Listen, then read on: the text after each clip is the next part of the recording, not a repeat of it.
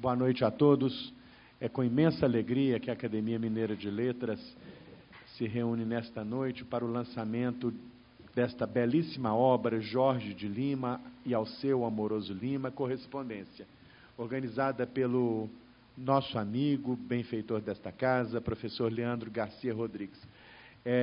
Não é a primeira vez que o professor está aqui nesta casa, pelo contrário, ele é muito próximo a essa instituição, mesmo porque essa instituição tem um belo acervo que é a grande paixão da vida do professor Leandro, né? A paixão dele é o acervo literário, são os arquivos, os acervos literários, e esta casa está sempre de braços abertos para receber aqueles entusiasmados pela história, pela memória cultural, em especial pela memória literária do nosso estado e do nosso país. Então, é uma alegria imensa para a nossa casa fazer o lançamento do livro do professor Leandro Garcia Rodrigues aqui, né, nesta noite.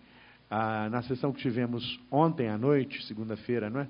Eu já destacava a importância desse livro, dessa pesquisa. O livro é resultado de uma pesquisa extensa, longa, rigorosa, e também a beleza do projeto gráfico editorial do livro, enfim, a iconografia que está aqui nas páginas desta obra, enfim, tudo foi feito com um apuro impressionante, o que é típico da produção do professor Leandro Garcia Rodrigues, que, como todos nós sabemos, é movido pela busca da qualidade máxima em tudo que ele faz, né? Bem-vindo mais uma vez, viu, Leandro? Obrigado.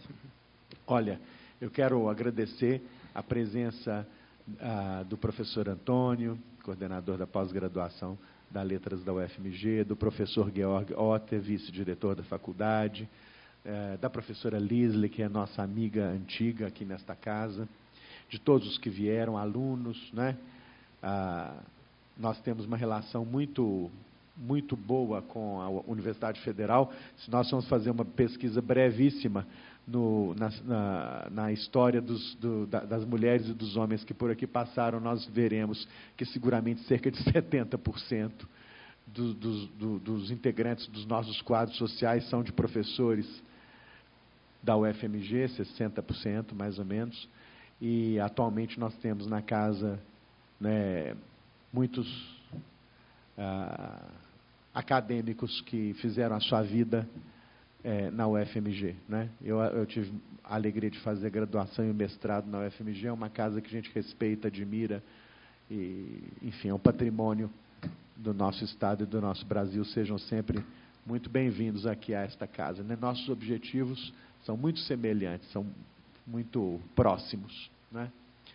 E quero agradecer a toda a equipe também da academia, ao Guto, que ali está, a Heloísa, que aqui está, né, fazendo a tradução para Libras, e a você, que está assistindo esse vídeo aí no canal da academia no YouTube, onde ele ficará por tempo indeterminado, né? Isso é ótimo, porque dá a oportunidade a todos de ter uma belíssima aula, né, no momento que for possível na vida diária, né? A gente tem um acervo lá em papel, né, que é o predileto do professor Leandro, mas a gente tem também aqui formado um acervo audiovisual, né, que é importante, que é útil, né? Então, eu queria encerrar minha brevíssima abertura. O professor Leandro é conhecido de todos, professor da Faculdade de Letras da Universidade Federal de Minas Gerais, pesquisador do CNPq, autor de diversos livros. Queria encerrar aqui a minha brevíssima fala fazendo um convite para que todos acompanhem a nossa programação, né? No Instagram, no Facebook, no YouTube, né? E, sobretudo, a publicação das nossas revistas, que a nossa revista completa em 2022 100 anos. Ela surgiu em 1922, né? E a coleção dela está integralmente digitalizada agora no nosso site, na internet, os seus 81 números, o que é motivo de muita alegria. Nós vamos lançar agora em dezembro o número 82, que contém um dossiê de 32 textos sobre o teatro em Minas, 300 anos do teatro em Minas, organizado pelos professores Jacinto Lins Brandão, Marcos Alexandre e por mim. E no início do ano que vem, vamos lançar a última revista da minha gestão, que termina em maio, com 2 dossiês, um sobre poesia contemporânea em Minas, organizado pela professora Anelisa Ribeiro e pelo professor Jacinto, e outro sobre psicanálise e literatura, organizado pela professora Laura Rubião, né? Então, essa é a revista da academia. Professor Leandro, muito bem-vindo. Queria pedir aplausos, boas-vindas ao professor Leandro. E a palavra é sua. Tá bom. Muito obrigado, então, Rogério. Obrigado demais a presença de vocês, não só os que estão aqui, mas também os que nos assistem no presente e no futuro, né, já que a gente não sabe quem nos assistirá mais à frente. É um prazer muito grande ter os colegas da Faculdade de Letras, a Líslia, o Georg, o Antônio. São amigos, assim, sabe, de tantos anos. E o Georg, o Rogério, só para fazer uma pequena fofoca, ele que presidiu a minha banca de concurso para entrar na UFMG. Então, ele talvez o principal responsável, né? Ele presidiu uma banca para eu, do concurso, que foi complicadíssimo, imenso, de gente, de candidato. E o Georg foi o meu primeiro contato na universidade, né, em 2015. Foi quando eu fui aprovado para a Universidade Federal de Minas Gerais. Os meus ex-alunos que estão aqui, alunos atuais, orientando, enfim, acaba que, de uma certa forma, a gente congrega todos nos dias de hoje. Bem, esse livro é fruto de 5 anos de trabalho, 5 anos de pesquisa, que, infelizmente, teve a pandemia que atrapalhou demais. A ideia era tê-lo lançado há um bom tempo atrás, mas a pandemia realmente foi uma coisa cruel, porque imagine o que é depender de arquivos e os arquivos fechados. E nada estava online, nada estava disponível na internet. Ou seja, é aquele tipo de pesquisa que a gente costuma brincar que não rende, ou seja, você não consegue, você não joga no Google e resolve. Não é assim que funciona a coisa. Você tem que ir ao arquivo, tem que ir ao acervo, tem que gastar tempo transcrevendo, tem que entender caligrafia, que vocês vão ver aqui o problema seríssimo que é a caligrafia de alguns autores. Às vezes teve carta que eu levei 1 mês para concluir a transcrição de uma carta, ou seja, por conta de caligrafia. Então, é muito difícil, é um trabalho que não se faz no estalar de dedos, e eu comecei essa pesquisa em 2017. Em 2017 foi justamente quando o Estado de Alagoas estava completando 200 anos, então o governo de Alagoas fez uma série de eventos culturais para celebrar os 200 anos de Alagoas. E, naquele momento, o Estado de Alagoas lançou um edital de fomento à cultura em várias áreas, cinema, teatro, música, literatura, e tinha sempre uma vaga para um projeto em cada manifestação, né, cultural. E, na única vaga de literatura, eu fiz o projeto e foi aprovado o meu projeto através de uma seleção pública que teve lá em Alagoas, que era justamente para organizar a correspondência desse alagoano, Jorge de Lima, que eu acho que é um dos poetas mais injustiçados em termos de esquecimento aqui no Brasil, não só de esquecer, como de, muitas vezes, ignorar completamente. Jorge Lima, que foi autor de uma obra que ainda hoje, para mim, é um fenômeno, que se chama Invenção de Orfeu, que é uma obra assim, dificílima da gente compreender. Inclusive, a Yasmin, estou orientando o trabalho dela, sobre Invenção de Orfeu. É uma obra que o Jorge de Lima trabalha com o Renascimento, com a Idade Clássica, faz uma releitura da Eneida, de Virgílio, da obra homérica, de Camões, e traz isso para a realidade da poesia brasileira. Então, Jorge Lima ficou 5 anos para escrever a Invenção de Orfeu. E, no arquivo do Jorge Lima, eu percebi que o maior contato, o maior número de cartas dele foi com o crítico literário Alceu Moroso Lima. Ora, como eu sou especialista no Alceu, então eu vou ser estratégico e fazer um projeto, vamos dizer assim, do conhecimento que eu tenho no Alceu, de muitos anos de publicar várias coisas já do Alceu, e o Jorge Lima para tentar trazê-lo à baila, uma vez que eu acho que ele realmente é um poeta injustamente esquecido, inclusive, que eu acho mais sintomático, nos nossos cursos de letras. Né? Nos nossos cursos de letras, a gente não chega na graduação até o momento de trabalhar devidamente Jorge Lima, Murilo Mendes, Augusto Frederico Smith, que são vários poetas dessa geração que passam, assim, sabe, totalmente sem serem até citados na graduação. Às vezes, na pós é um pouco diferente, que o sujeito da pós já é um aluno mais voltado para a pesquisa. Agora, na graduação, a gente não consegue direito trabalhar esses autores, esses poetas que eu acho fundamentais. Agora, a gente está no centenário do modernismo. No centenário do modernismo, a gente está fazendo muita revisão, inclusive, do próprio modernismo. Uma das coisas que eu tenho mais citado nos eventos que eu tenho participado é justamente esses modernistas esquecidos, ou que foram propositalmente esquecidos, em geral, por uma historiografia e até uma crítica literária muito direcionada, num certo momento, por um cunho marxista, que via um problema nesses escritores que eram católicos e eram religiosos, eram chamados espiritualistas. Então, se nós pensarmos a crítica literária e a historiografia literária que saiu, por exemplo, da USP, em São Paulo, era extremamente filtrada pela ótica marxista, até em alguns casos muito arraigado, e simplesmente vou pegar, por exemplo, o Lafetard, que eu acho um dos caras mais interessantes que eu acho em termos de crítica literária, e naquele livro famoso do Lafetard, o 1930, ele fala, por exemplo, que Lúcio Cardoso não deve ser levado a sério. Ora, Lúcio Cardoso, autor da Crônica da Casa Assassinada, que eu acho um dos maiores romances que nós temos no Brasil, e ele dizia, é um católico afetado, por isso não deve ser levado a sério. Isso ele fala, por exemplo, do Otávio de Faria, com a Tragédia Burguesa, que são quase 20 romances. Isso ele fala do Alceu, em termos de crítica literária, do Jorge de Lima, do Murilo Mendes e do Augusto Frederico Smith. Então, o meu papel, eu acho que a minha função de pesquisador, primeiro, não é converter ninguém, nem mexer com a religião de ninguém, muito pelo contrário, eu tenho horror a esse tipo de coisa. Mas é perceber que houve uma produção no nosso modernismo, houve uma produção na nossa literatura, que Minas Gerais eu acho que contribuiu muitíssimo, né? Que, em geral, o cânone literário, a historiografia, a crítica literária foram deixando um pouco de lado, ou não dando, na minha opinião, a devida atenção.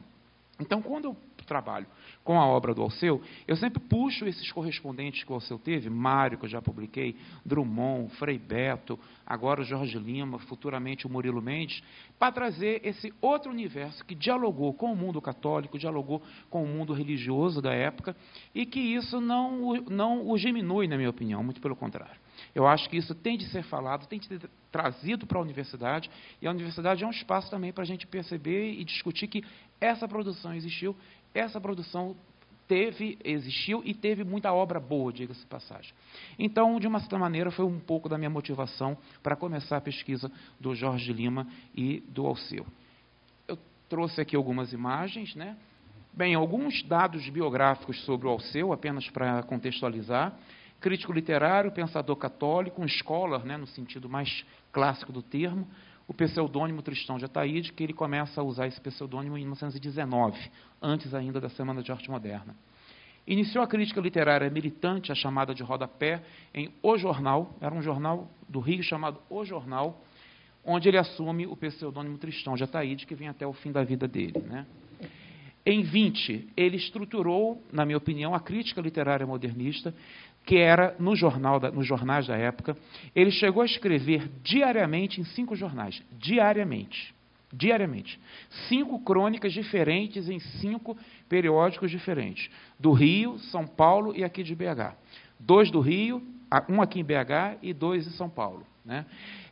Pensando a crítica literária e fazendo uma cartografia, porque, ao contrário de alguns outros críticos que só trabalhavam muito Rio e São Paulo, Alceu tentava divulgar e analisar quem mandava livros do norte, do sul, do centro. O arquivo dele deixa bem claro isso, que nós temos escritores do Pará, do Amazonas, interessante, que ele cunha uma ideia de um modernismo amazônico, que outros críticos não fizeram na época. Então, em 28, ele se converte ao catolicismo. Houve uma onda de conversão ao catolicismo na literatura brasileira, que foi uma carona que pegou da literatura francesa, do modernismo francês. Na França, teve uma enxurrada de conversões religiosas, especialmente, de uma certa forma, capitaneadas por um escritor modernista francês que morou muito tempo aqui em Minas Gerais, chamado Georges Bernanos. O Georges Bernanos, que morou em Caratinga, em Juiz de Fora, passou mais tempo em Barbacena, 5 anos em Barbacena. Ele meio que, digamos assim, organizou um pouco dessa intelectualidade católica francesa dos anos 20, anos 30, e ele, o próprio Bernanos, também foi um convertido, né? Peggy, ou seja, vários, né, outros escritores. Inicialmente, um catolicismo combativo, conservador, até, se a gente quiser usar os termos de hoje, de direita ou de uma ultradireita católica, no início sim, isso é verdade, intransigente, tridentino, o padrão de catolicismo para o qual o Alceu se converte em 28 é um catolicismo muito diferente de hoje em dia, muito diferente, era um padrão que veio do Concílio Vaticano I, do final do século XIX, que ainda era um catolicismo bem conservador tridentino, um pouco daquela ideia dos combatentes da fé, ou seja, quem se converte é um novo soldado de Cristo. Eles cunharam essa expressão, soldado de Cristo. Então, os soldados de Cristo têm de atuar nas mais diferentes frentes, principalmente na frente da educação, da cultura, da política, né? Influência da Ação Francesa, que era um grupo francês de tendência conservadora, monarquista, orleanista. Essa ação francesa, ela brigava pelo retorno, pela restauração do trono francês, daí ser orleanista, né? Isso chega ao Brasil com uma força, gente, mas assim, nos anos 20, uma força absurda na imprensa, nas publicações, principalmente nos jornais, principalmente. No fim da vida, foi o contrário. Ele é um católico, mas um católico de esquerda, da teologia da libertação, diga-se passagem. O Alceu, na década de 50, ele começa a ter uma mudança de paradigma religioso muito grande, porque ele começa a se comunicar, a se corresponder por carta com 3 intelectuais. Um monge norte-americano chamado Thomas Merton, que foi um best-seller na época, vendeu mais de 50 milhões de livros ao longo de 30, 40 anos. Thomas Merton, um monge trapista. Com o Thomas Merton, o Alceu começa a se discutir a questão que a salvação não estava apenas no cristianismo. Porque Thomas Merton, embora fosse um monge católico, trapista, ele defendeu uma teologia que era a teologia do convívio das outras religiões e que a salvação não era apenas e unicamente, não estava no cristianismo. Se corresponde com o seu. E ele se corresponde com um teólogo dominicano francês chamado Yves Congar. Yves Congar foi um dos teólogos do Vaticano II. Então, com Yves Congar, ele aprende ter contato com o catolicismo de esquerda francês também. Na França, nesse momento, tem um grupo famoso que ficou conhecido como os Padres Operários. E eram padres da Arquidiocese de Paris e alguns dominicanos e alguns jesuítas que, de fato, se tornaram operários mesmo, ou seja, foram para a fábrica, foram trabalhar, foram organizar os sindicatos franceses, todos eles de esquerda. E o Yves Congar era uma espécie de digamos assim, um diretor espiritual do grupo dos Padres Operários. Se corresponde com o Dr. Alceu, muito. E uma terceira pessoa que ele vai se corresponder demais é um filósofo francês chamado Jacques Maritain. Então, a correspondência do Alceu com Jacques Maritain, com o Yves Congar, na França, e com Thomas Merton, nos Estados Unidos, na década de 50, vira ele em termos de catolicismo, de mentalidade de catolicismo. Quando chega em 64, acontece o golpe militar aqui no Brasil. Na hora, o doutor Alceu, ele vai o quê? Tomar as dores, literalmente, dos presos políticos, principalmente dos presos religiosos, dos jesuítas e dos dominicanos. É quando ele inicia a correspondência, um pouco tempo depois de 64, com o Frei Beto, que eu já publiquei pela editora Vozes. E não só com o Frei Beto, como também com outros jesuítas, especialmente os padres e as freiras, várias religiosas freiras que, inclusive, foram estupradas dentro, né, dos porões da ditadura, engravidaram do estupro coletivo contra essas religiosas, estupro contra os padres. A gente fala muito do estupro feminino, mas também a questão do estupro masculino, inclusive, de religiosos. O Alceu, como era um grande intelectual católico nesse momento, nos anos 60, essas pessoas e os familiares desses presos políticos religiosos vão começar a escrever para ele. Escrever para ele. No arquivo dele lá em Petrópolis, no Rio, são mais de 300 cartas que narram com minúcia processo de choque, estupro, todo tipo de serviço que vocês puderem imaginar que acontecia com esses religiosos. Aqui de BH 3 padres da congregação assuncionista, que foram, literalmente, assim, virados pelo avesso, né, aqui no quartel do Exército, aqui em BH. E a família, quando os viu, né, daquele jeito que estavam, relata isso com minúcia. Então, o Alceu, ele realmente tem uma virada muito grande na década de 60. E nos anos 70, ele assina, por exemplo, só para vocês terem uma ideia da mudança da virada no homem, ele é um dos 3 intelectuais que assina a fundação do PT. Ou seja, ele, Antônio Cândido e Sérgio Buarque de Holanda. Ou seja, na ata de fundação do PT, começa com os 3, Alceu, Antônio Cândido e Sérgio Buarque de Holanda. Então, ele tem uma virada no extrato ideológico e religioso, católico, completamente diferente, termina, de fato, na teologia da libertação. Começa ultraconservador, na direita, e vai para a esquerda, no final da vida, né? Manteve correspondência, na minha opinião, com todos os escritores que a gente tem noção de livro, que a gente escuta citar o nome, escritoras, inclusive, interessante o arquivo feminino, a parte epistolar feminina. Por que eu estou falando isso? Porque o arquivo dele lá em Petrópolis, hoje possui 32.450 cartas de correspondência passiva. 32.450 cartas que ele recebeu. Ele é de uma geração que não deixa a carta sem resposta. Então, só para vocês terem uma ideia do tamanho do arquivo epistolar dele. 32.000, quase 32.500 cartas.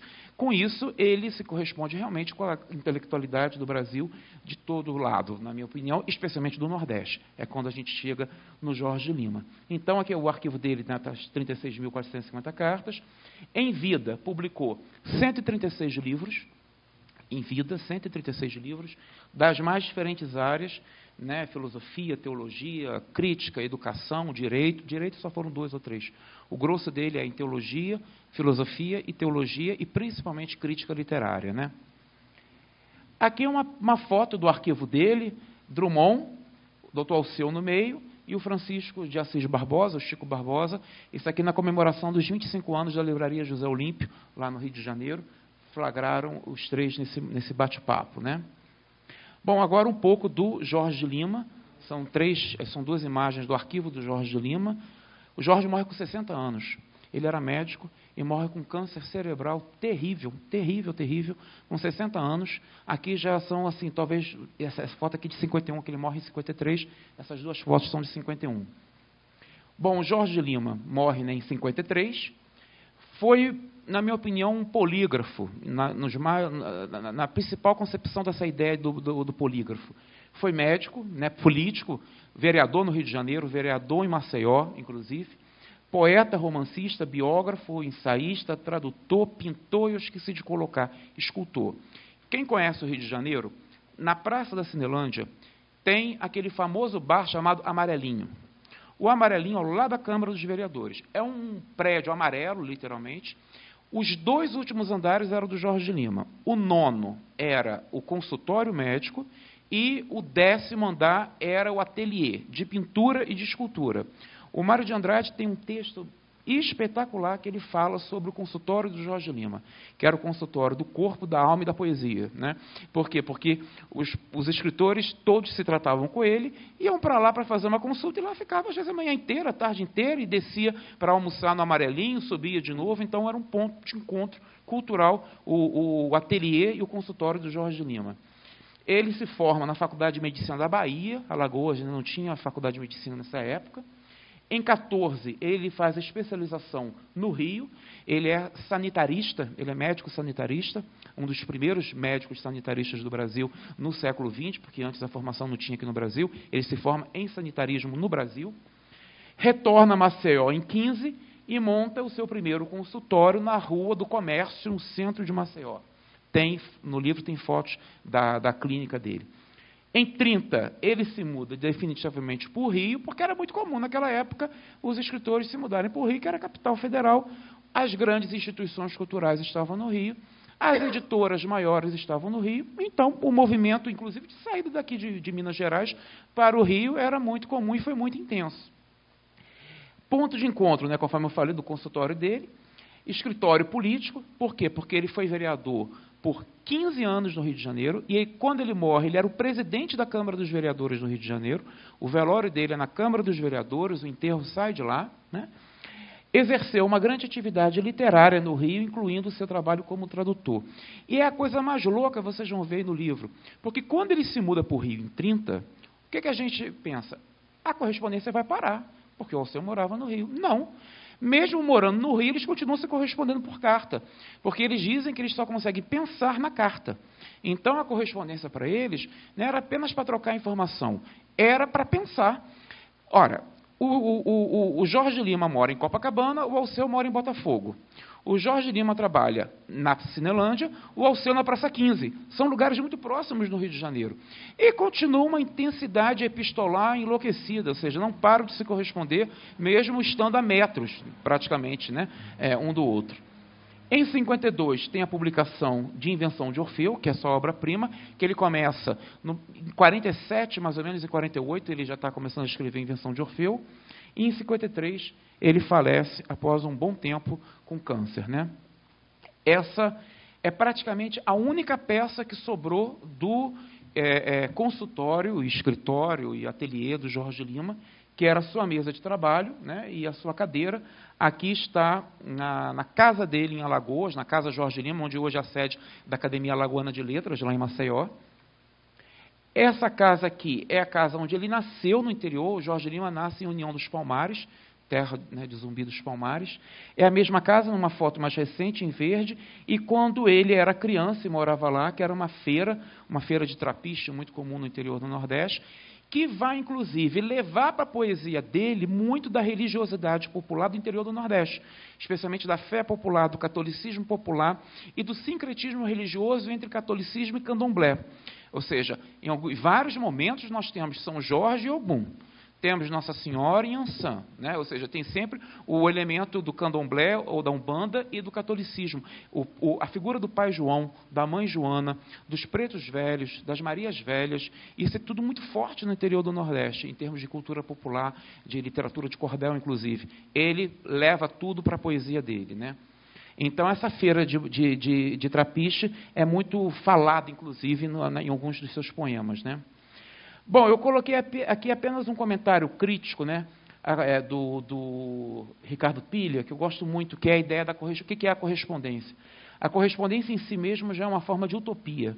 Escrever uma carta é enviar uma mensagem ao futuro, falar a partir do presente com um destinatário que não está aí, de que não se sabe como estará, com que ânimo, com quem, enquanto lhe escrevemos e, sobretudo, depois, ao lermos. A correspondência é a forma utópica de conversação, porque anula o presente e faz o futuro o único lugar possível do diálogo. Eu peguei esse fragmento do Ricardo Pilha, que eu gosto muito, por quê? Porque é um projeto de futuro, e eles falam em algumas cartas. Nós não sabemos quem nos lerá, e hoje a gente está lendo, e eles não sei se pensarem que isso seria publicado, não sei até que ponto nós, enquanto pesquisadores, somos um pouco de invasores do arquivo alheio, um pouco de voyeur do arquivo alheio, inclusive, né? Essa ideia da correspondência como utopia, mas a utopia como algo a ser realizado, o futuro, a fantasia, né? Bom, então, alguns aspectos técnicos dessa correspondência. 82 documentos de Jorge Lima a Alceu, 54 de Alceu a Jorge, total de 138 documentos inéditos.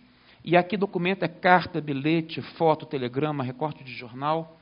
Os assuntos são os mais variados, mas especialmente literatura, vida literária, crítica, política, publicação, grupo, panelinha, sabe? Briga de um contra o outro, que era muito comum nesse momento. E o estado de conservação realmente é de bom a ótimo desses textos, né? desses originais. A primeira, não é a primeira, essa imagem está no livro, que é essa foto do Jorge Lima, rapazinho com 18 anos, e José Lins do Rego com 20 anos, e aí no verso da foto está a carta. Então era muito comum, mandava a carta e no verso, mandava foto e no verso mandava a carta. Essa foto foram tiradas de 12 unidades dessa foto, e o Jorge Lima manda para os principais correspondentes dele, inclusive para o Mário de Andrade. No arquivo do Mário, lá em São Paulo, tem essa mesma foto, e inclusive autografada tanto pelo Jorge Lima quanto pelo José Lins do Rego, né? Então tem essa questão que era muito comum nessa época também, mandar carta atrás de foto. Telegrama, são vários. É interessante que hoje em dia a gente não tem mais contato com isso, com carta, com telegrama, aerograma, ou seja, virou uma tipologia quase que um tanto museológica, né, de papel, vamos dizer assim. Essa é uma carta, é só para vocês terem uma ideia da questão de caligrafia, é uma carta do Jorge Lima, uma caligrafia maravilhosa, isso aqui é um presente, porque a coisa ruim vocês vão ver daqui a pouco, né? Então isso aqui é realmente um presente, dá para traduzir e transcrever numa boa. Às vezes mandava datilografado, só assinado no final com o nome dele, tem várias cartas datilografadas. Cartas pequenininhas, né? Essa aqui datilografada e só Jorge. Outro exemplo de caligrafia, que dá para entender muito bem do Jorge, e era médico, né? Ou seja, dava um tanto paradoxal isso. Essa é uma carta do Alceu, né? Ou seja, essa é um momento bom da caligrafia do Alceu, porque isso aqui é dos anos 20 e 30. O Alceu, a partir dos anos 50, ele desenvolve o mal de Parkinson. E não batia a máquina, só escrevia. Então, assim, essa aqui é uma carta ainda fácil de se compreender. Fácil que eu digo assim, frente a outros documentos. Muitas fotos estão no livro, por exemplo, como as conferências do Centro Dom Vital, com a presença do ministro Gustavo Capanema, ou aquela foto lá da visita do crítico literário Agripino Grieco à Academia Lagoana de Letras em Maceió. Eles registraram a ida do Agripino Grieco, que é um outro crítico também completamente esquecido, né, dos estudos literários hoje em dia, o Agripino Grieco. Várias cartas de Jorge Lima têm, inclusive, né, o timbre lá em cima, e vai modificando o timbre de acordo com o local onde ele mora, o consultório dele. Essa carta aqui, por exemplo, eu trouxe apenas para vocês perceberem, é do Jorge para o Alceu, mas ali no cantinho, o Alceu escreve, né, uma ideia que para a próxima carta dele, né, ó, pode mandar mensalmente um artigo para a coluna do centro, que é do Centro Dom Vital, né, quando possa, né, para a Ordem, que é a revista Ordem. Então ali ele anotava, fazia aquela organização dele para escrever a próxima carta. Por exemplo, isso aqui é uma carta do Alceu para ele. Eu não sei se dá para vocês perceberem por causa da claridade, mas o que acontece? O Jorge Lima não entendeu nada da caligrafia do Alceu. Então, ele vai tentando traduzir a lápis em cima do que veio escrito em caneta e manda de volta para o Alceu. Ou seja, então ele recebe, não entende nada, tenta traduzir a lápis em cima da própria letra do Alceu, manda de volta para perceber e pede o seguinte: vê se é isso que eu entendi. Aí o Alceu responde uma próxima carta e diz: você está compreendendo bem a minha letra. Então, assim, é uma coisa de doido, que são mais de 10 cartas com essa situação, que elas vão escritas à caneta, o Jorge não entende e vai tentando traduzir a lápis em cima da respectiva palavra e volta, né? E aí é aquilo que eu falei, é essa carta, por exemplo, que eu levei mais de um mês, porque ela tem 8 páginas, né? São 8 páginas manuscritas desse jeito, e muito manchada pela oxidação do tempo, né? Essa aqui é uma carta interessante, que é uma carta dupla. É o Jorge Lima mandando, mas o Graciliano Ramos faz um bilhetim no final. Então, se vocês perceberem, o Graciliano aproveitou a remessa do envio da carta do Jorge e mandou um bilhetim no mesmo material, na mesma carta. Então, aqui está a carta, e aqui embaixo o bilhetinho do Graciliano. Ó. Na atrapalhação da viagem que o Jorge Lima descreveu, agradeço o livro que me mandou, amigo Graciliano Ramos. Aí, veja, o do Graciliano está ali embaixo. Mas se vocês verem aqui na lateral esquerda, tem um outro PS também do Graciliano. A aldeia chama-se Jacaré dos Homens. Por quê? Porque o Jorge Lima era médico e viajava pelo interior de Alagoas. Então, cada semana ele ia para uma cidadezinha diferente. Nessa semana, o Graciliano acompanhou ele para Jacaré dos Homens, que era uma cidade minúscula na fronteira de Alagoas com Sergipe, e aí o Graciliano acompanhava, ia junto, fazia. Inclusive, quando um dos filhos do Graciliano morre, o Graciliano não ficou sabendo. Por quê? Porque estava numa dessas viagens de médico com o Jorge Lima pelo interior de Alagoas, né? E quando retorna para Maceió, tem a notícia do falecimento do menino que morre com 2 aninhos, bem pequenininho. Tem muito recorte de jornal, ou seja, no arquivo dos dois lados, tem muito recorte de jornal. Isso aqui é um recorte do José Américo de Almeida, falando sobre Jorge Lima. E uma coisa interessante que eu encontrei nesse arquivo foi o seguinte: recortes de poemas. Por quê? Às vezes, era um jornalzinho da paróquia do interior do Piauí. Ou seja, aí o Jorge Lima publicou num jornalzinho da paróquia do interior do Piauí. E esse poema que ele publicou lá no interior do interior do interior nunca foi publicado em livro. Ou seja, e aí o arquivo estava lá. Então, eu trouxe de volta esses poemas que não saíram em livro, mas ninguém acha mais, porque não tem praticamente arquivo, que são a questão dos recortes que são trocados nas cartas, né? E embaixo ele coloca sempre a origem onde tinha sido publicado esse poema, né? Aqui está um pouco escura, né, por conta da claridade, mas tem no livro essa foto, que é a única foto do Dr. Alceu com Jorge Lima, eles estão ali no meio, essa foto tem no livro, vocês localizam ela fácil depois no livro, né?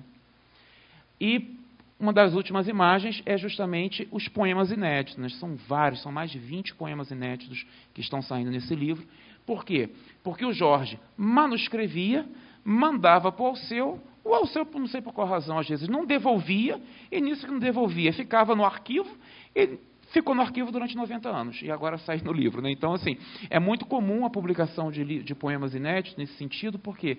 Porque foram textos que o Jorge mandava para o crítico literário. O crítico analisava e guardava consigo. E nisso que guardava, muitas vezes não voltou, não foi publicado. Ficou inédito. Então, vários desses manuscritos realmente são inéditos mesmo, não foi publicado em jornalzinho nenhum, em periódico nenhum, e agora sai, né, nessa publicação. Bom, por isso, então, eu acabo. Aí fica as perguntas abertas. Muito obrigado.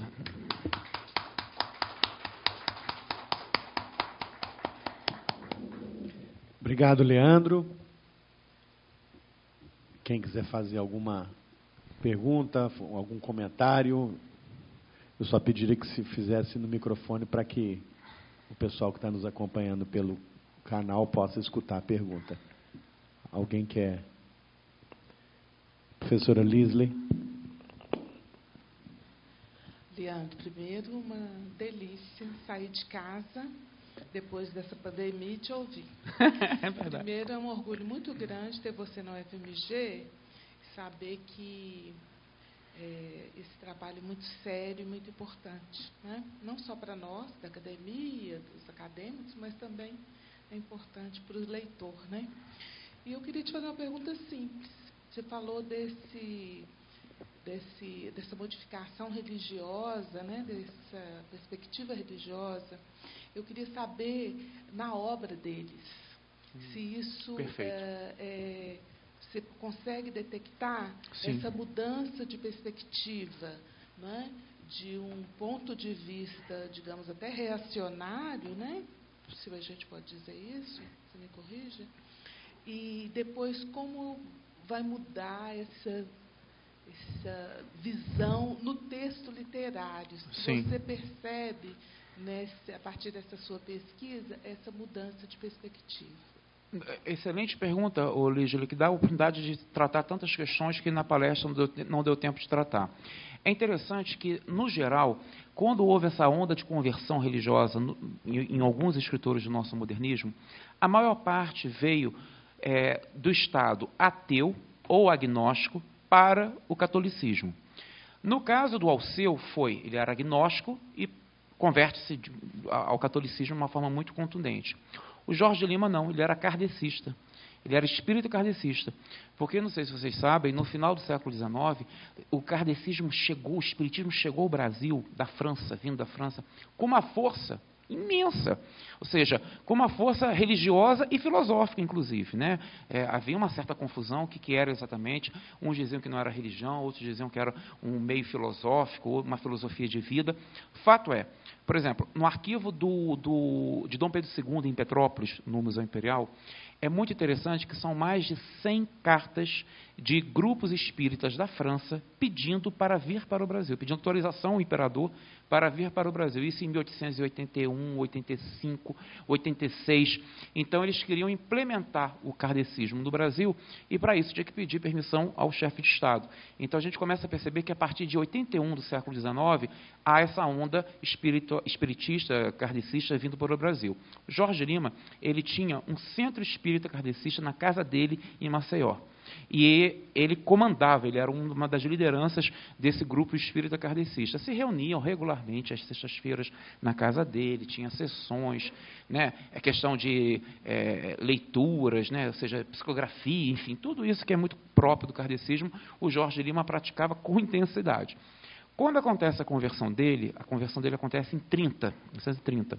Ele já estava se correspondendo com o Alceu, mas o Alceu não foi, digamos assim, o principal agente da conversão dele. O agente da conversão dele foi um padre do clero de Maceió, que tem fotos dele aí no livro, que é o padre Valente, padre Antônio Valente. Foi esse padre Antônio Valente que fez com que ele lesse 2 autores, e o Jorge Lima se converte a partir de 2 autores. Um filósofo brasileiro chamado Farias Brito, e um francês, que eu já falei, que foi o Jacques Maritain. Então, a partir da filosofia, interessante, que ele se converte ao catolicismo não por leitura de teólogos, mas por leitura de filósofos, né, que em geral tem essa questão mais ateia, né, com a filosofia. Então, ele leu Farias Brito e o Maritain. Então, há uma mudança radical no Jorge Lima. Como é que vai ser percebido isso na obra? Na primeira obra que ele publica em 1935 com o Murilo Mendes, que é O Tempo e a Eternidade. Ou seja, O Tempo e a Eternidade é muito interessante esse livro, por quê? Porque ele é de um Jorge Lima convertido e de um Murilo também convertido. Porque o Murilo Mendes se converteu em 1934 na morte de um pintor, grande amigo dele, chamado Ismael Neri. Ismael Neri é talvez, não vou dizer o único, mas talvez o maior representante da corrente surrealista aqui no Brasil. O Ismael Neri morre tuberculoso, fica em Petrópolis, inclusive, um bom tempo. Petrópolis sempre foi muito frio, né? Então o pessoal que tinha tuberculose ia para lá. O Ismael Neri, que era marido de uma grande poetisa, a Adalgisa Neri. E o Ismael morre em 1934, e no velório do Ismael Neri, quem narra isso com minúcias é o Pedro Nava. O Murilo Mendes tem um estalo, né, e se converte durante a situação do velório do Ismael Neri.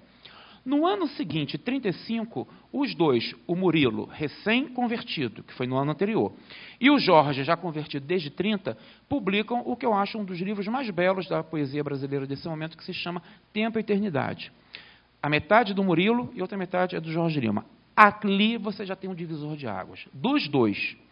Logo depois do Tempo e Eternidade, o Jorge Lima publicou um livro que se chama A Túnica Inconsútil, que também é um outro livro, tem muita coisa desse livro, A Túnica Inconsútil, aí nessa correspondência, que é belíssimo, porque a túnica inconsútil é a túnica de Cristo. Aquela túnica que não foi dividida, né, durante o momento da crucificação, né, que dividem a roupa, mas não dividem a túnica, que era uma peça única, segundo o relato do Evangelho. Então, o Jorge Lima metaforiza aquela túnica e escreve esse livro de poesia que se chama Túnica Inconsútil. É católico, mas é muito mais transcendental do que propriamente católico, digamos assim, em termos de credo católico. Eu acho que esse A Túnica Inconsútil trabalha muito com uma mística de transcendência, acima de tudo, que eu acho que é muito mais forte no Jorge Lima. E depois o Jorge publica um outro livro que se chama Miracelli.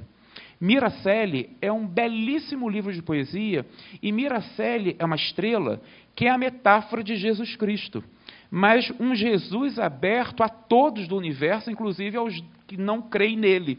Então, o encontro de Miracelli, né, que é esse livro belíssimo de poesia, é bem religioso. Agora, nesse universo entra esse catolicismo, entra esse aspecto transcendental e místico, e entra um catolicismo popular do interior do Nordeste, que ele também não deixa de colocar. E isso entra, na minha opinião, após a conversão. Porque antes, os 2 primeiros livros do Jorge Lima, porque ele começa parnasiano, né? É muito doido isso, ou seja, vários dos nossos modernistas não começaram modernistas, começaram parnasianos. Então, o primeiro livro do Jorge Lima, que se chama 14 Alexandrinos, o nome já diz, são 14 poemas alexandrinos parnasianos, né? E depois ele tem um que se chama Poemas, que não são tão alexandrinos, mas são decassílabos. Então, você mantém a lógica clássica, né, da metrificação clássica, inclusive as temáticas até. O Jorge Lima começa a causar um certo impacto quando ele lança um poema, mas foi uma plaquete, foi um poema só, não chegou a ser um livro, que se chama O Mundo do Menino Impossível. Esse poema, né, que é publicado separadamente em plaquete, O Mundo do Menino Impossível, já é o abandono do parnasianismo, a entrada no modernismo, mas ainda um modernismo sem falar de religiosidade. Ou seja, ele começa a falar de religiosidade realmente após a conversão, e no primeiro livro, que é O Tempo e a Eternidade, de 35.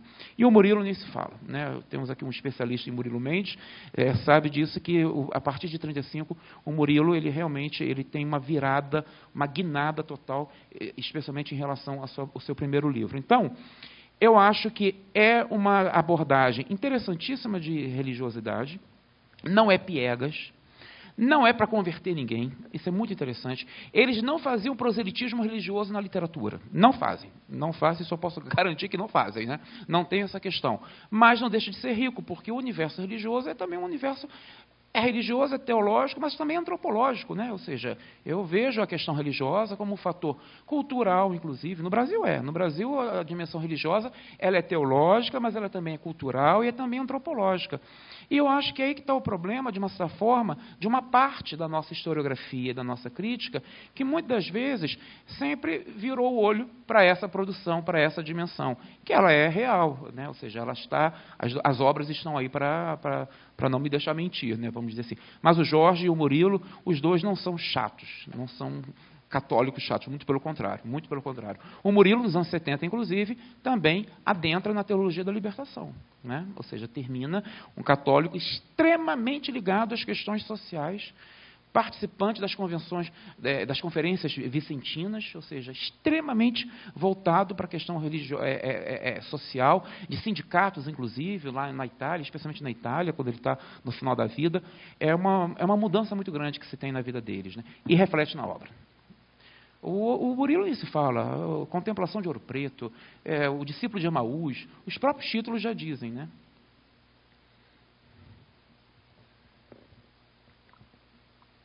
Mais perguntas? Comentários?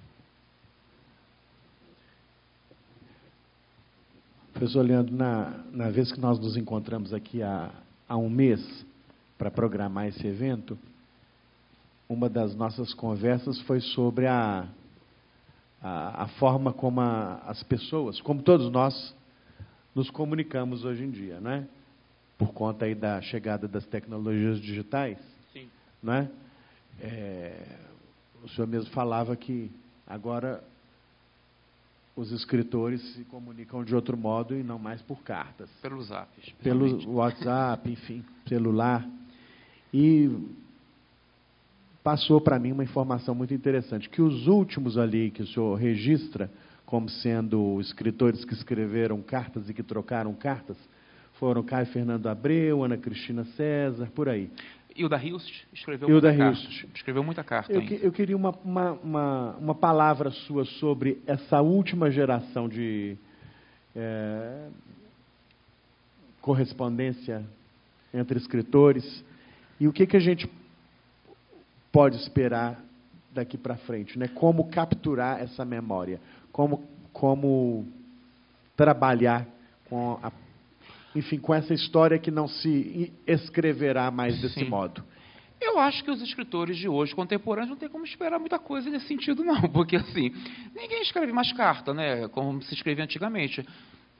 O correio, em geral, só traz conta para a gente pagar. E até mesmo conta estão mandando código de barras para a gente no celular, que então nem conta está chegando mais pelo correio. Escrever carta como essa geração escrevia, eu acho muito difícil, porque para eles a correspondência, conforme eu falei, era um laboratório de ideias. A correspondência era um laboratório estilístico. É muito rico, por exemplo, quando eu fiz o meu mestrado na PUC do Rio, em 2001, quando eu defendi o meu mestrado, tinha acabado de lançar a correspondência do Mário de Andrade com o Manuel Bandeira, daquela coleção do IEB, que é a coleção Correspondência Mário de Andrade. Foi o primeiro número. E o Marcos Moraes, hoje em dia um grande amigo meu, um irmão mesmo que eu tenho, tinha lançado um livrão, né, de quase 800 páginas, que é a correspondência do Mário com o Manuel Bandeira. Eu me lembro que eu tomei um impacto muito grande quando eu vi aquilo, né? E, na época, o meu orientador na PUC foi o professor Gilberto Mendonça Teres. E o Gilberto falava assim, Leandro, arruma um jeito de ler esse livro rápido, ele falou assim, isso um livro dessa grossura, para você fazer o teu mestrado, para você ser o primeiro a fazer alguma coisa sobre essa correspondência do Mário e do Manuel Bandeira. E, olha, eu tomei um impacto muito grande, porque, assim, é um laboratório também de estilo. Por exemplo, entre o Mário e o Manuel Bandeira, tem 18 cartas só para discutir Macunaíma. Só para discutir Macunaíma. São 18 cartas, que inclusive é um dos capítulos da minha dissertação de mestrado. E o Macunaíma que a gente lê, que a gente compra aí na livraria, tem em casa, é completamente diferente da versão original. Por quê? Porque é uma coisa maluca, gente. Porque esses escritores, eles pegavam o manuscrito original, mandavam pelo correio, para o amigo ler. Então, o Mário manda o manuscrito original, manuscrito do Macunaíma para o Bandeira. O Bandeira passa uns meses lendo e fala, ó, tira isso, troca isso, tira isso, vai aqui, modifica, por exemplo. O Manuel Bandeira odiou aquele capítulo que se chama Carta para as Icamiabas. Ele fala que aquilo dali, o termo que ele usa, é uma excrescência. Não era para ele, para o Mário deixar o capítulo chamado Carta para as Icamiabas. E o último capítulo, que é sobre a Si, né, a estrela Si, é completamente diferente do original, porque o original tá lá no IEB e a gente percebe como é que o Bandeira influenciou. Então, a correspondência para essa geração é um laboratório de ideias, é um troca-troca de informações, mas ela também é um laboratório estilístico, de estilo, de construção de um lado para o outro, um construindo, interferindo na construção de estilo do outro. Ora, até os anos 90, a gente tem ainda a produção de cartas na literatura brasileira. O Caio Fernando Abreu foi um epistológrafo, assim, enlouquecido. Escreveu muito. Não só, e o Caio tem uma questão importante.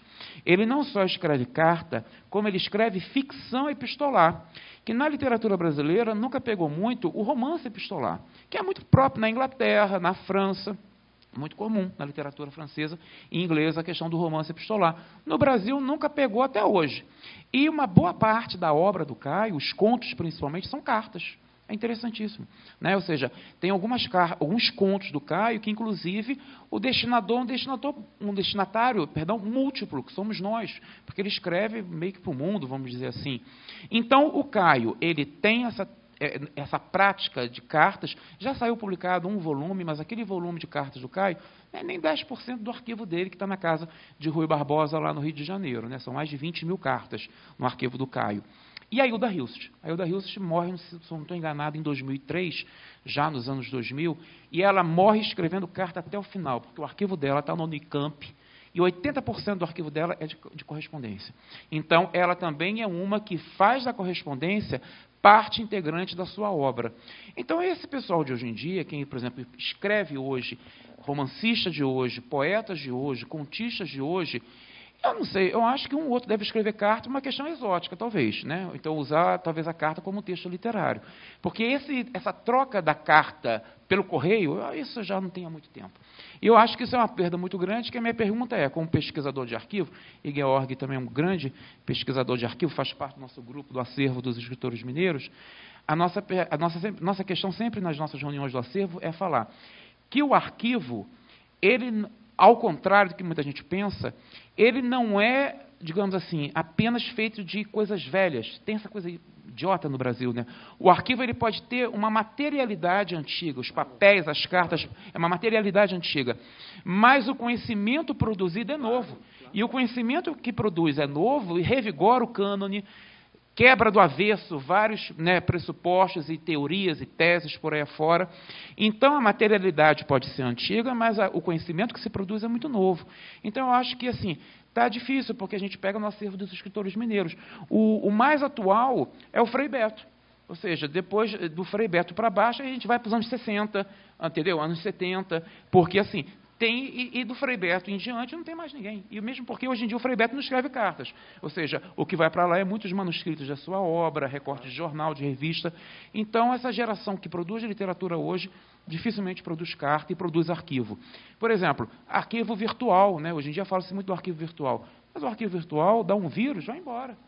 Né? Se não tiver 500 backups, né, que a gente faz, então eu me preocupo muito com a materialidade da literatura produzida desse mundo tão virtualizado, né, porque de que materialidade falamos da literatura contemporânea? Entendeu? É uma questão que eu acho muito séria, né, para nós pensarmos. Obrigado. Mais alguém quer? Aqui.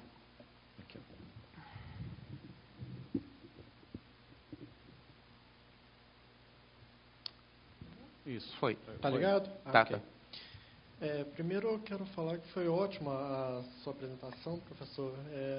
É sempre incrível suas aulas. E eu queria perguntar sobre esses poemas inéditos. Sim. Eles são inéditos até no sentido de um comentário do Dr. Alceu, ou eles vieram com comentários, com cartas, talvez, que contextualiza ele, ou o Dr. Alceu comentou ele em algum lugar, ou ele é completamente inédito mesmo de não ter sido mesmo mencionado nem em cartas paralelas? Boa pergunta. Eles não, especialmente esses poemas manuscritos, que vocês vão ver algumas fotos no livro, não saíram em nenhum livro do Jorge Lima, não foram publicados. Isso aí eu tive assim, um cuidado, Gabriel. Aliás, o Gabriel foi um dos meus primeiros alunos da UFMG, logo assim que eu passei no concurso, da primeira turma de graduação que eu dei aula lá na faculdade, né, de letras. O que acontece? Eu tive um cuidado de pegar a obra completa do Jorge Lima, tudo que se tinha, não só a obra completa da Aguilar, porque o Jorge Lima teve 2 edições na Aguilar. Ele morre em 53. Em 55, fizeram a primeira edição da Aguilar. E agora, o Alexei Bueno, colega nosso lá da UFRJ, em 2005, fez uma nova edição com a obra completa do Jorge Lima. Então, não só eu fui de livro em livro, individualmente, lá da década de 20, 30, 40, pesquisando se esses poemas tinham sido publicados avulso, como nas 2 obras completas. Não foram publicados. Como é que era o movimento? É um escritor do interior, do Nordeste especialmente, querendo um lugar ao sol, com o principal crítico literário da época. Então ele manda esses textos para ser apenas citado pelo Alceu num texto de crônica do Alceu na imprensa da época. De fato, esse que eu mostrei aqui, o Jorge não publica em livro, mas o Alceu cita alguns versos dele em algumas crônicas que ele escreveu sobre Jorge Lima para o Estado de São Paulo na época, para o jornal, para o Estadão. Então, esses poemas só foram muito pouco comentados nos textos do próprio Alceu, os textos críticos do Alceu, mas não saíram em livro nenhum, estão saindo tudo agora, né? Então, acontecem essas 2 questões. O Murilo Mendes é muito interessante, falando do Murilo Mendes. O Murilo Mendes é conhecido como esse poeta transcendental, católico, mas tem um poema pornográfico do Murilo Mendes, que não é nem erótico. Aí é óbvio que o Alceu não deixou publicar, porque o Murilo escreveu um poema em 1930, vocês me desculpe o termo, só o título, que o título já dá para ter uma ideia do poema. O poema se chama A Morte da Puta. A Morte da Puta. E aí fala que a puta morreu, os filhos da puta, enfim, por aí vai. Então, assim, não é um poema nem erótico, é um poema extremamente pornográfico, de baixíssimo calão, que o Murilo escreve, e é claro que o Alceu não deixou publicar, né? Ou seja, vai mandar isso para um crítico católico, ou seja, e aí o Alceu escreve no verso: impublicável. Então, assim, nem que sequer comentou. Então, quando a gente trabalha com arquivo, a gente se depara com essas questões, né? Por exemplo, agora na correspondência do Murilo, né, espero que saia no início do ano, que eu fiz dele com o Alceu, esse poema publicado. na íntegra, inclusive a imagem do manuscrito dele, né? Mas eu acho que isso que revigora os estudos literários, que eu falei, ou seja, como é que a gente pega e esse poema pornográfico do Murilo é de 28 ou 29, antes ainda da publicação do primeiro livro do Murilo, que foi em 30. Então, isso tudo eu acho que revigora os estudos literários e mostra um outro Murilo, inclusive, né? Ou seja, que a gente nem imagina que houve e existiu um Murilo um tanto pornográfico, né? E tem outro poema que fala sobre uma namorada dele, mas assim, esculhamba com a moça, né? Horrível também, mas vai sair também, né? Vai sair, que eu sou da política que, se a família permitiu e os herdeiros permitiram, então a gente publica, né? Aqui.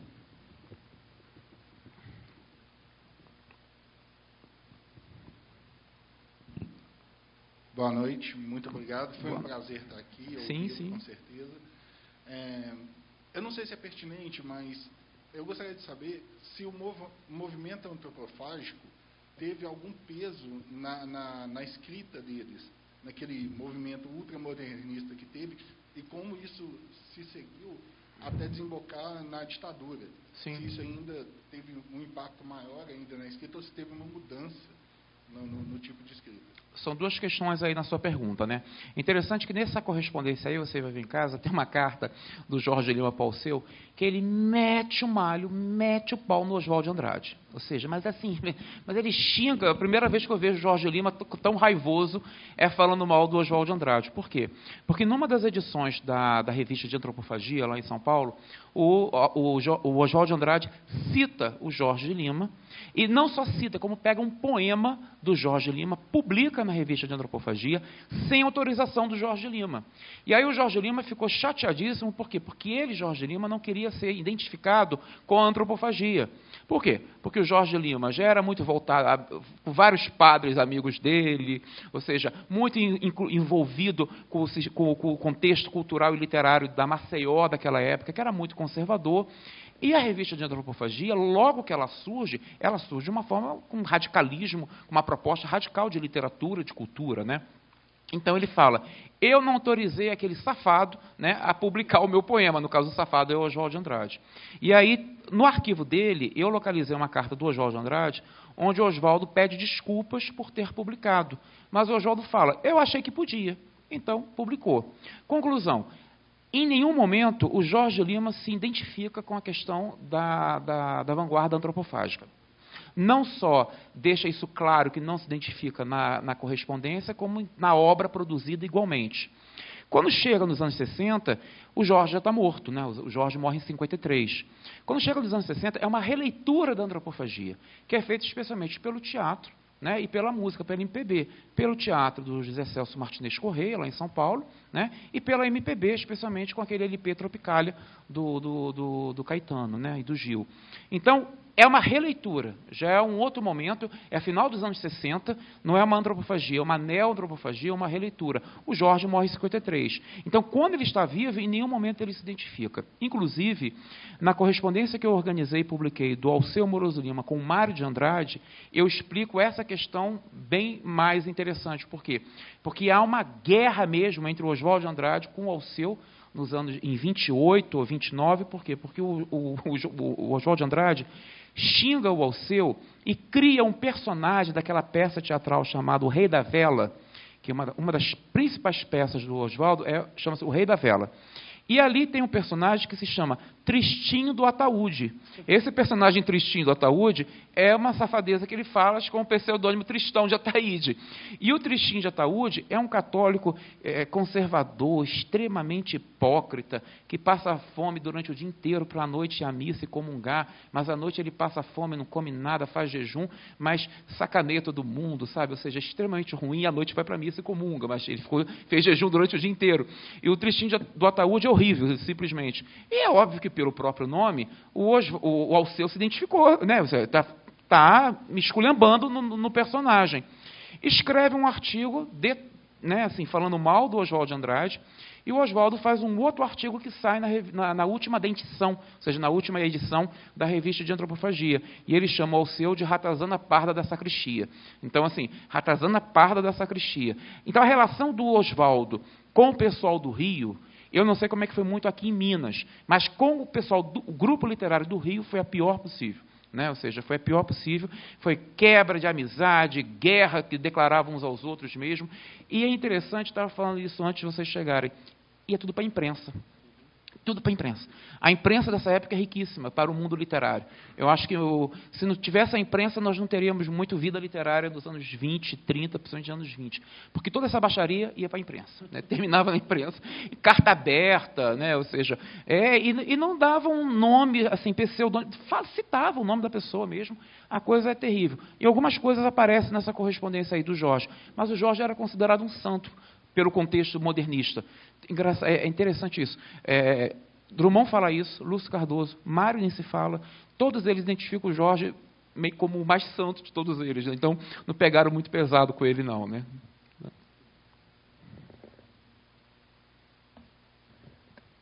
Muito bem. Mais alguém quer falar? Professor Leandro, foi um prazer ouvi-lo. Nós vamos fazer agora aí os autógrafos. Certo. Agora a palavra está de volta com o professor Leandro para ele encerrar. Ótimo, então, assim, é só mesmo agradecer muito a presença de todos e dizer que a pesquisa com arquivo, a pesquisa com correspondência é uma das coisas mais ricas. Há 20 anos que eu trabalho com isso, é uma paixão muito grande. Segundo, né, a Miriam Ávila, que foi embora, estava falando que eu sou um perigo perto de um papel antigo. Realmente, não me deixa papel antigo perto de mim, não, que eu transformo em artigo ou em livro. Mas eu acho, de fato, que assim, a gente tem um conhecimento muito grande nesses documentos, nesses acervos. E eu acho que a literatura brasileira, ela é feita de... Os estudos literários brasileiros são muito amplos. Eu acho que os estudos ligados a arquivo, a correspondência, a epistolografia, a manuscritos, crítica genética, é uma das dimensões mais apaixonantes, na minha opinião, dos estudos literários que nós temos no Brasil. E a nossa faculdade, aqui na UFMG, ela tem uma tradição muito grande por termos, na estrutura da Faculdade de Letras, o acervo dos escritores mineiros, que é um espaço espetacular em Minas Gerais para a pesquisa, é um espaço museológico, arquivístico, de obras de arte, inclusive, de galeria de obras de arte, fica no prédio da Biblioteca Universitária, na BU, né, dentro do campus da Pampulha.